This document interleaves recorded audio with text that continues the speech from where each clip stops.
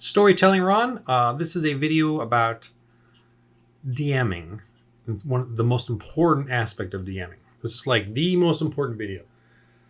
And it's going to be a little controversial, I think, or a little pushy, or perhaps a little negative towards other DMs. And I'm not trying to be mean. I am going to be critical. I'm going to be dogging a lot of DMs out there. And I just hope you understand what I'm trying to do. And I mean it in the most appreciative way. I appreciate all you DMs on YouTube putting your stuff out there. Totally appreciate it.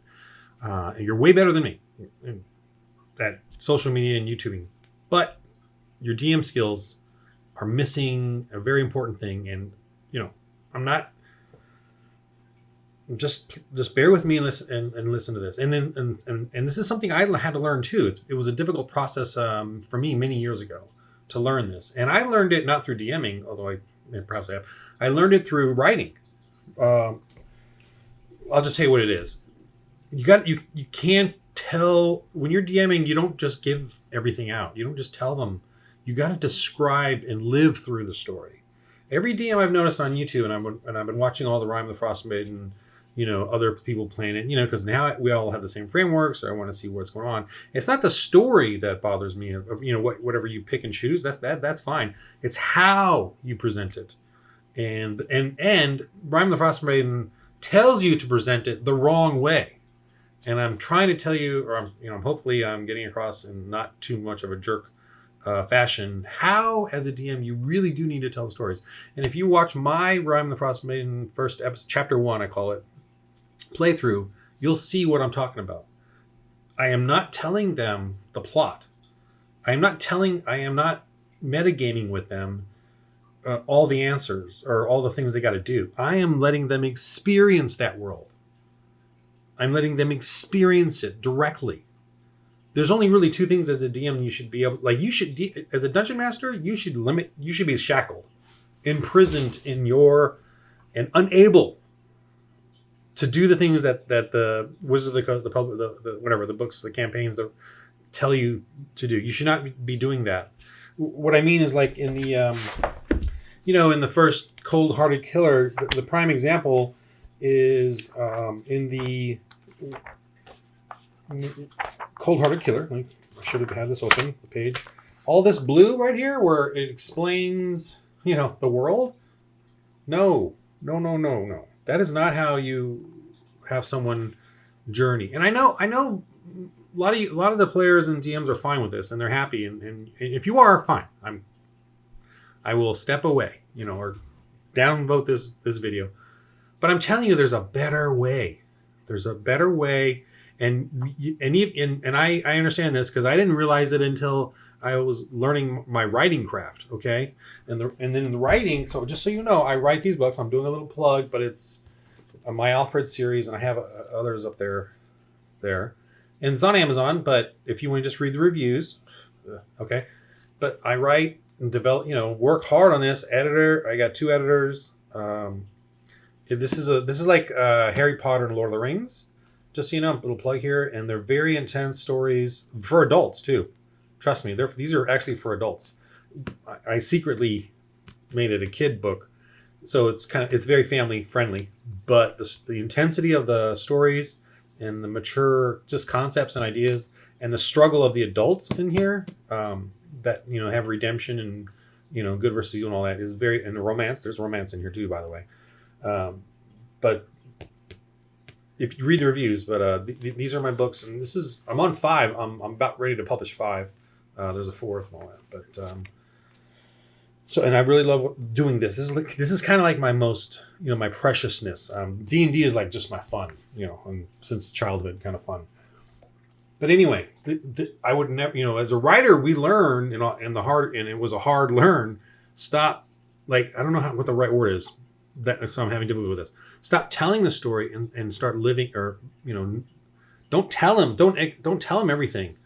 You don't want to say, like in Lord of the Rings, there's this Sauron and Mordor and this ring, and you want it to build up slowly over time. The mystery. I can't go into it. But anyway, for instance, like in this, it tells them, okay, there's this, the Oral of the Frost Maiden is doing all this. But no.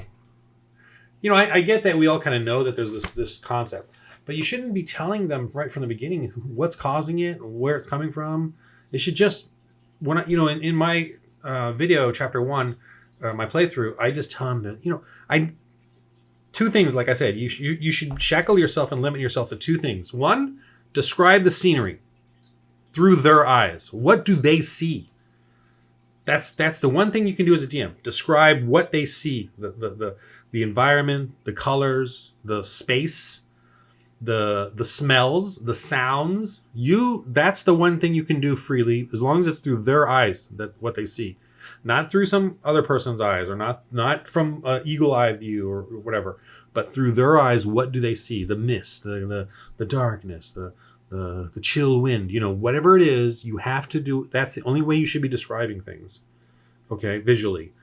So that you can do through their senses, rather, all their senses, as many senses as you can do, even magical senses, but through them, through the characters, the players, the characters. The other thing that you can do is, and you're shackled as the DM, you're limited to what you can tell them, right? You got to shackle yourselves. You can't tell them everything. You can't tell them.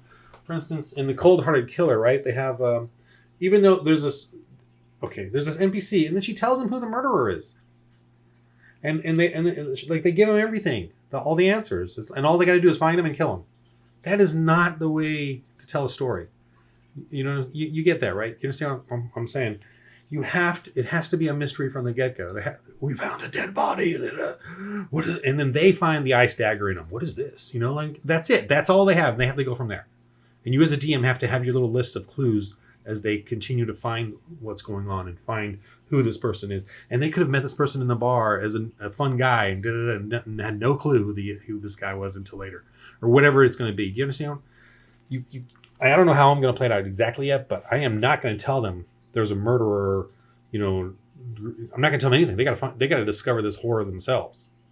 And same with the Oral, the Frost Maid. They got to, it's going to come at them sooner than later. But it's going to be through the story. I'm not going to just come out and tell them as a DM. They have to find out these answers through the people in that world. So you're shackled by two things. One, you should only be able to describe what they see through their eyes, and really do that a lot in combat, as they're resting, when they're searching, when they're enter a place. Just really try to describe it visually, all the senses, smell, sounds, touch even. But through them. And the other thing you can do is imagine yourself as the DM as a ghost. That's it. You can possess each NPC that they come across and desperately tell them something, right? About but only based on what that NPC would know, and even would want to tell these people. Okay, so there's that aspect. You can do that. But you can't just tell them that there's a murder. Well, the Cold-Hearted Killer, I get it's the NPC tells them. I would take her out though. Don't have people come in with exposition. Is that the right word? Expository exposition, where they just tell you everything. It can't be like that. It has to be a mystery. You have to limit the NPCs as well. You can't just have them be all-knowing or metagamming through an NPC. It has to be. You have to limit them so the characters and the players can discover the story. The other thing. Damn it, I had another thing. What was it? You can't describe the scene. No expository. That it has to be through the NPCs. Oh, the players, the characters and their backgrounds. Okay. Another thing I noticed too is that for the players and their characters, we tend to give them way more awareness of the world than they should have. They really shouldn't be that aware of legends and tales. Like, you can't metagame that. You can't tell them, oh yeah, like for instance, around the Frost Maiden, the 10 towns, and these are the, here's, and you this town and that town, and and then the Goliaths. And no, everything has to be a mystery. Think about this. They really, when you start a campaign, everyone's starting off at first level, right? They're starting off literally, they have not adventured yet. And their backgrounds should also be kind of like that. I know some of them say you can have a background of a soldier or whatever, but that background should be pretty short-lived. And think about this. They should be 16 years old, 17, 18 maybe 20 at the most. I mean, depending on like in mine, the cleric is going to be 28. Maybe near 30, but he's been cloistered in that monastery, so he's living an ignorant, naive, under the rock life. The character should be like that. I remember when I was 17 and I lived in this town, small town. I mean, it wasn't small, but it was a small town. And I barely knew anybody. I just knew my high school and my group and the opposing high school, and that was it. I really didn't know all the people in town. I didn't know the history of who the mayor was. I didn't know any of that. And so think about this: when they're in the 10 towns, let's say, as and they're becoming these young adults with enough strength to fight, stuff. They should really be. They just know their town. They know, like Bremen, let's say.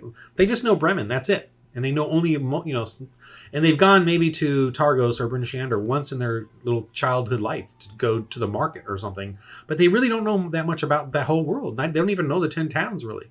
You should really lock down this sort of concept that they really don't know that much.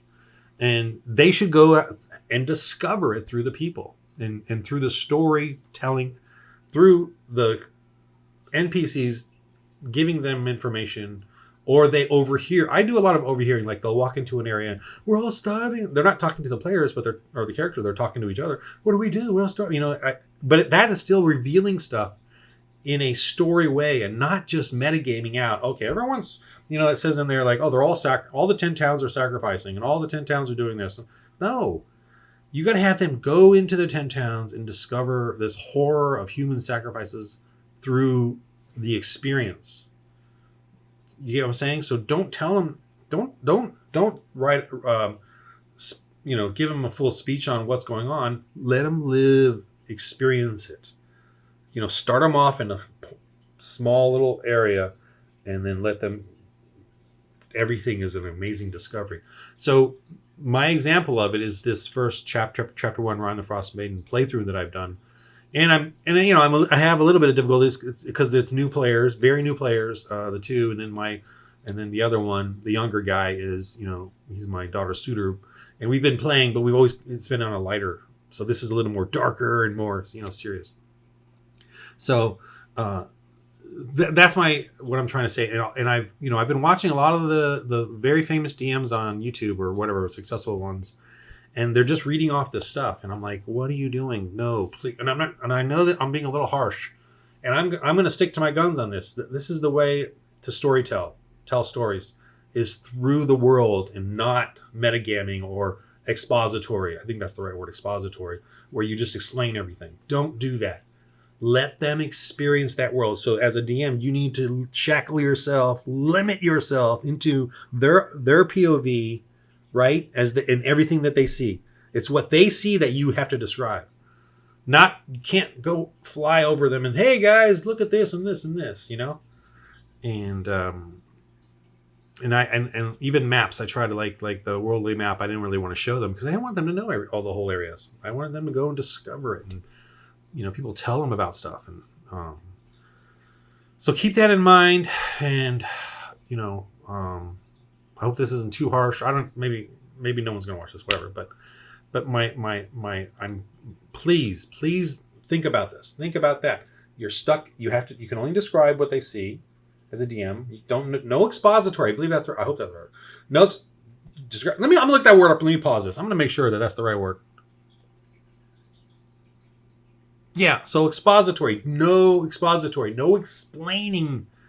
No the background. I mean background. Tidbits of their character, background or whatever, tidbit, really focused on them, but nothing about the world. Don't give them that much.